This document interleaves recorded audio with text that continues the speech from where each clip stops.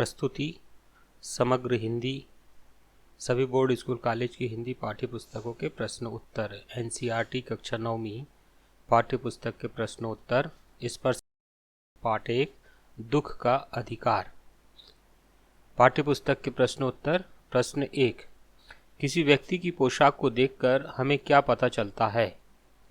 उत्तर है, किसी व्यक्ति की पोशाक को देखकर हमें उस व्यक्ति की सामाजिक स्थिति, अधिकार और उसके दर्जे का पता चलता है। प्रश्न 2, खरबूजे बेचने वाली स्त्री से कोई खरबूजे क्यों नहीं खरीद रहा था? उत्तर है, खरबूजे बेचने वाली स्त्री का पुत्र उसी दिन मरा था, जिसके कारण उसके यहाँ 13 दिन का सूतक लग गया था तथा वह दुकान पर बैठे बैठे फपक फपक कर रो रही थी, इसलिए कोई उससे खरबूजे नहीं खरीद रहा था। प्रश्न 3, उस स्त्री को देखकर लेखक को कैसा लगा? उत्तर है, उस स्त्री को देखकर लेखक के मन में एक व्यथा सी उठी और वो उसके रोने का कारण जानने का उपाय सोचने लगा। प्रश्न 4, उस स्त्री के लड़के की मृत्यु का कारण क्या था? उत्तर, उस स्त्री के लड़के की मृत्यु खेत में पके खरबूजे चुनते समय सांप के काटने से हुई। प्रश्न 5, बुढ़िया को कोई क्यों उधार नहीं देता? उत्तर, बुढ़िया के परिवार में एकमात्र कमाने वाला बेटा मर गया था, ऐसे में पैसे वापस न मिलने के डर से कोई उसे उधार नहीं देता।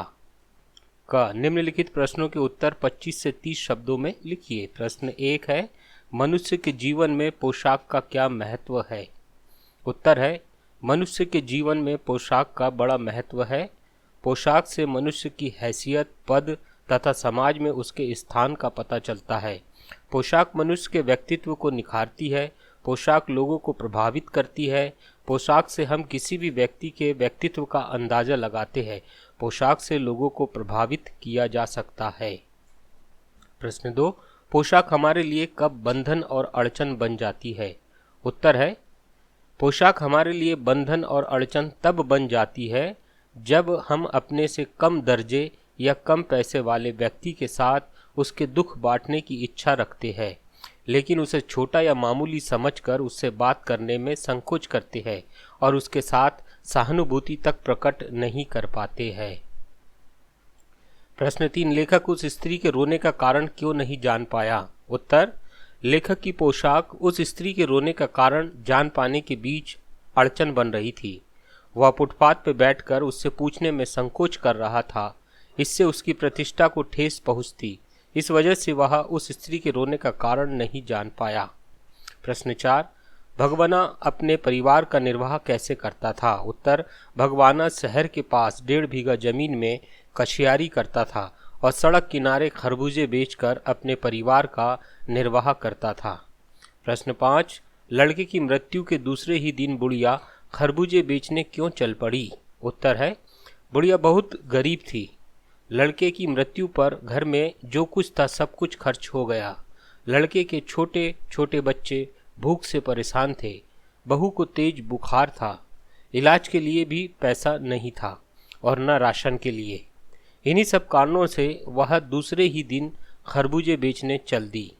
प्रश्न 6, बुढ़िया के दुख को देखकर लेखक को अपने पड़ोस की संभ्रांत महिला की याद क्यों आई? उत्तर है, बुढ़िया अपने बेटे के मृत्यु के दूसरे ही दिन खरबूजे बेचने बाजार चली गई थी, जिसका कारण उसकी गरीबी थी, जिसे देख लेखक को अपने पड़ोस की संभ्रांत महिला की याद आई, जो अपने बेटे के दुख के कारण बार बार बेहोश हो रही थी।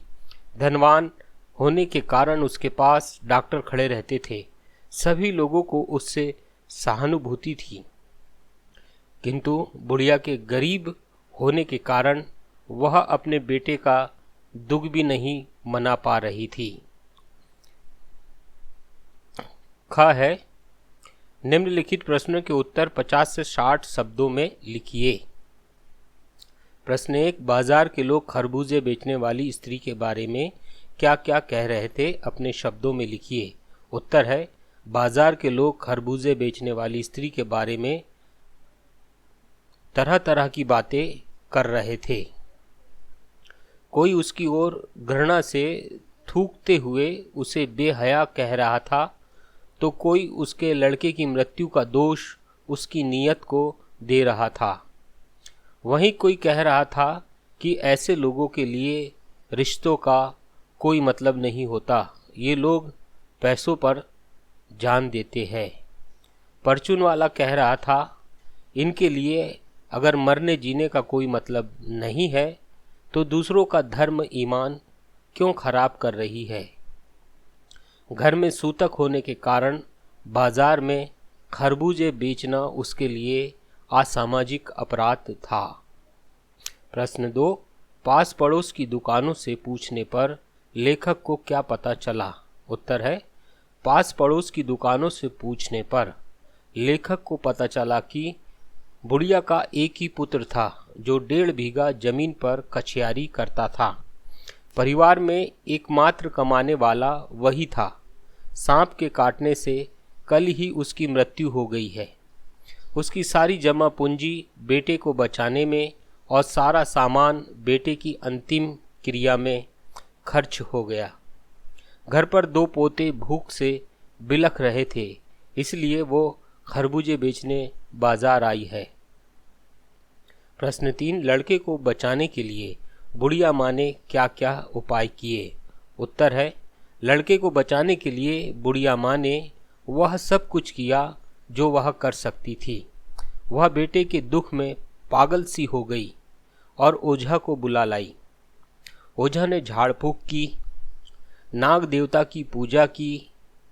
पूजा के लिए दान दक्षिणा दी गई। दान दक्षिणा में जितना अनाज रुपया पैसा था सब समाप्त हो गया, किंतु उसका बेटा बच न सका। प्रश्न 4, लेखक ने बुढ़िया के दुख का अंदाजा कैसे लगाया।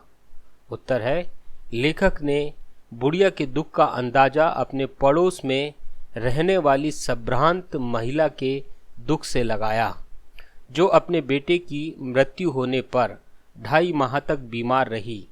वह बार बार बेहोश हो जाती थी। धनवान होने के कारण उसके पास 2-2 डॉक्टर रहते थे, परंतु यह बुढ़िया तो इतनी असहाय थी कि अपने बेटे की मृत्यु का शोक भी नहीं मना सकती थी। प्रश्न 5 है, इस पाठ का शीर्षक दुख का अधिकार कहाँ तक सार्थक है, स्पष्ट कीजिए। उत्तर है, इस पाठ का शीर्षक दुख का अधिकार पूरी तरह से सार्थक सिद्ध होता है, क्योंकि यह अभिव्यक्त करता है कि दुख प्रकट करने का अधिकार व्यक्ति की परिस्थिति के अनुसार होता है। यद्यपि दुख का अधिकार सभी को है।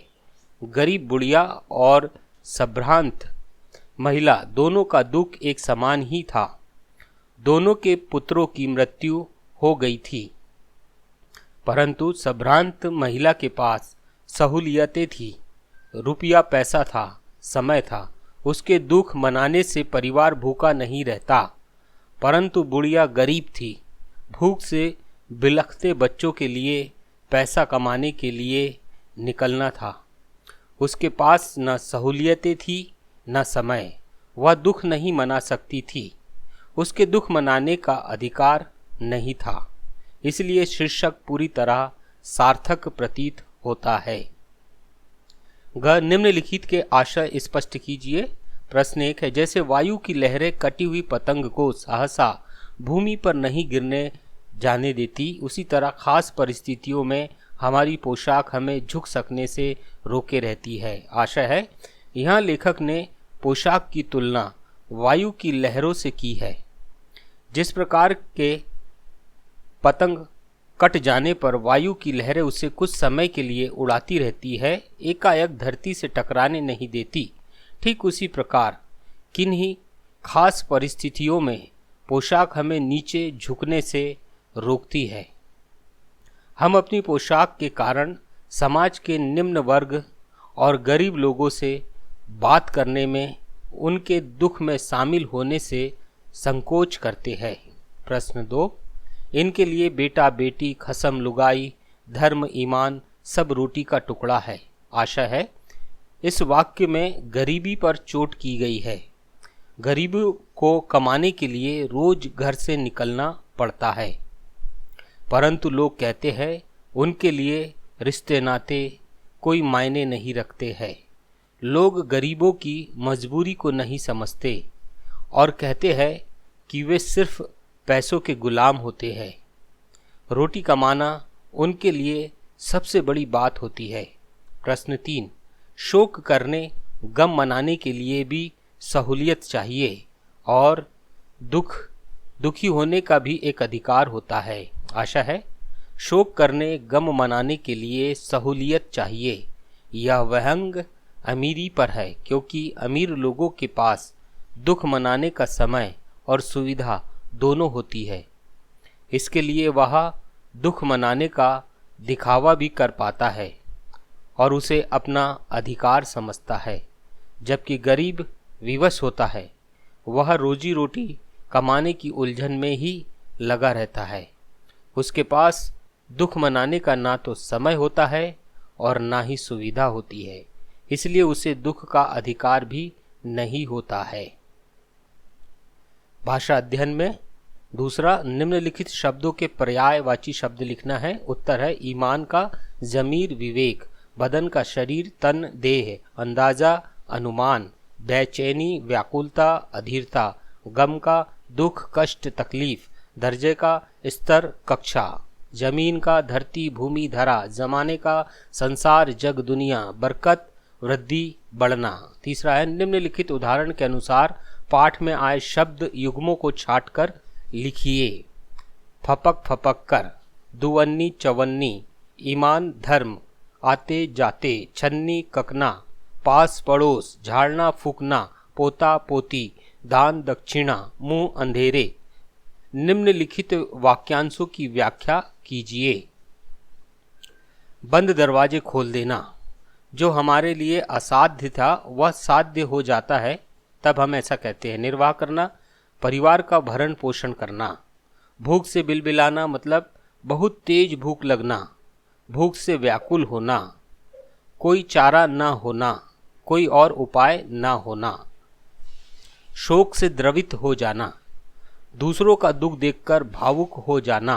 प्रश्न 5 है निम्नलिखित शब्द युग्मों और शब्द समूहों का अपने वाक्य में प्रयोग कीजिए। छन्नी ककना, अब इसका वाक्य बनेगा मकान बनाने में उसका छन्नी ककना तक बिक गया। अढ़ाई मास, वाक्य है वह विदेश में अढ़ाई मास ही रहा। पास पड़ोस, इसका वाक्य होगा पास पड़ोस अच्छा हो तो समय अच्छा कटता है। दुवन्नी चवन्नी का वाक्य होगा आजकल दुवन्नी चवन्नी को कौन पूछता है।